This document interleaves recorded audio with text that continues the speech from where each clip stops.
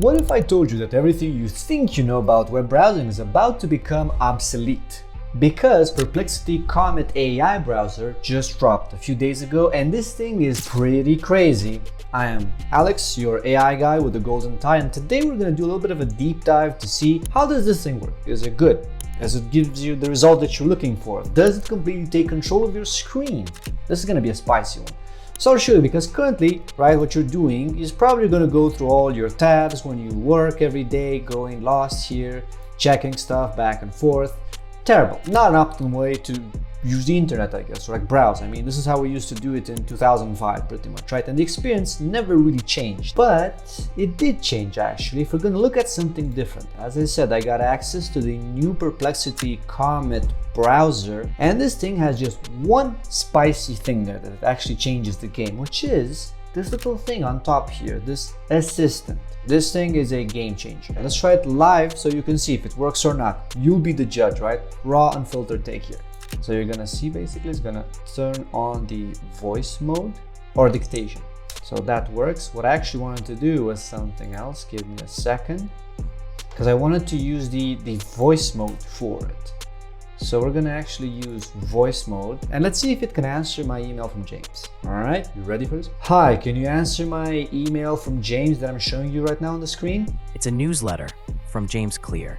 He shares 3 ideas, 2 quotes, and 1 question. The ideas focus on daily discomfort, acting early, and challenging yourself. So basically, the voice mode can actually see stuff and it answers instantly, but it doesn't reply to email. So I'm gonna actually text it, answer this email from James saying how much I love pineapple pizza. I don't, because I'm from Italy, but it's just to see what's gonna happen. I hope it's not gonna send it for me. That would be very funny if it actually does that. Reply to the email from James Clear. There you go, it's checking my screen. Look at this, you see the blue borders, what's happening here? It's actually interacting with my browser right now. So it's looking, trying to figure it out. Let's see if it's just gonna put there okay, it's just gonna add the text, and I have the option to send it because I did some testing previously and actually sent an email from my side when I told it. All right, so this is crazy. All right, you're seeing here live that basically it wrote the email for me, it added it here in the screen, and it was actually sending it to James Clear, which is one of my heroes. But this thing is incredible. We would go to my Twitter profile. All right, so now you're seeing it's already seeing my screen on Twitter, and let's say dictation, tell me more about context engineering. And what is this? So it's looking at my screen right now. It's using Perplexity as usual to find answers for me, to put stuff together. So as you see, like, what is super interesting to notice how fast this is. This is what Operator from OpenAI was supposed to be. This thing is instantaneous.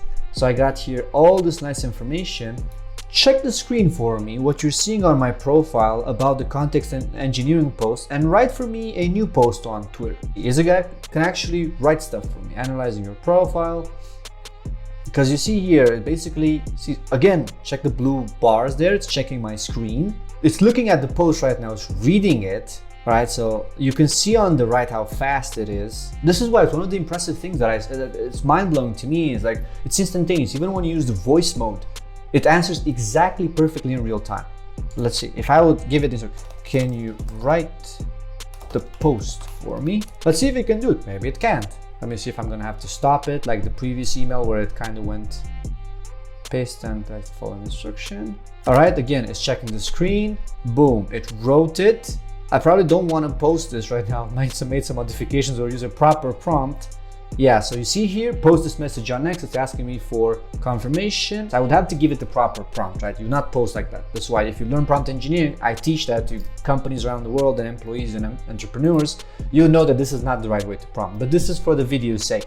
As you can see, this is really cool. I can literally go on Twitter or X. I literally like looking at my screen. It is also looking at my screen, and I tell it, write for me an original post, or I would put a proper prompt here. So this can cut your content creation time by like 80%. It's insane. It can go through your emails. Like here in my emails, I didn't show you simply because I have some private emails with clients and stuff like that. But like I did multiple tests, and you can even tell it, check my unread emails and mark them by priority or stuff like that. And it's gonna put on top priority and then just do it, like to help you with that. It's insane. You go into your slides, for example, here. So now you can see on the right here, it's kind of seeing my slides. What is missing from this presentation to be incredibly useful for my B2B CEO clients? Because I did a workshop on this like the other day for like 10 CEOs, right? So I have this presentation. Let's see if it can help me out. Because also in theory, Gemini should be able to do this, but I'm not sure how good Gemini is. I tried it, I was not that impressed. Let's do something even better. Like, let's say, add for me a new slide with enhancement tips. All right, so again, it kind of figured out my problems. It went through, it saw this. Now I want you to give me enhancement tips. It's working. Again, you see these blue margins, right? The comment assistant is actually interacting in the browser. It's taking control of the computer and is deciding to press the buttons. This is super fascinating. And it works pretty well. Like, again, it's not perfect, but this is in beta. I got like behind the scenes access and I am very impressed by it. Look at that. Basically, it's the buttons, add a new slide, adding some text. It knows what it should be writing, right? Because it analyzed my slides. So it's looking here for the improvements and then it's just adding here tips, I guess. I'm kind of curious about the formatting, if it's gonna nail it or not, because usually the slides, when I try them with Gemini, they kind of look a little bit ugly. It added there a little bar for adding the text. I swear, this is such an odd position.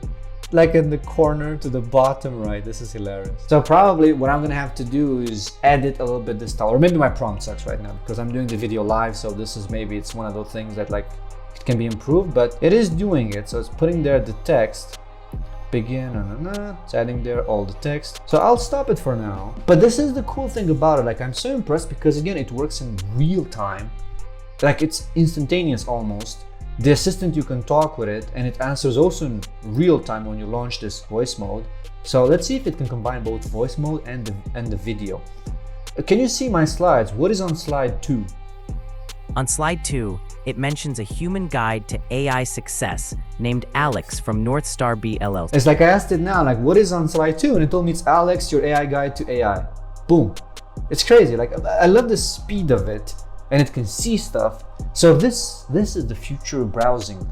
This is AI browsing, right? Perplexity gives you quick answers to your questions, whatever you might need. Like standard Perplexity, super good tool. And then for the rest, you can go on all your tools. I can go on LinkedIn, I can go on Twitter, all your platforms that you normally use, your Google Drive, and it does stuff for you. So I'm gonna go in a different tab while it prepares my notes, while it writes docs for me. This is super fascinating. Check it out and let me know your thoughts.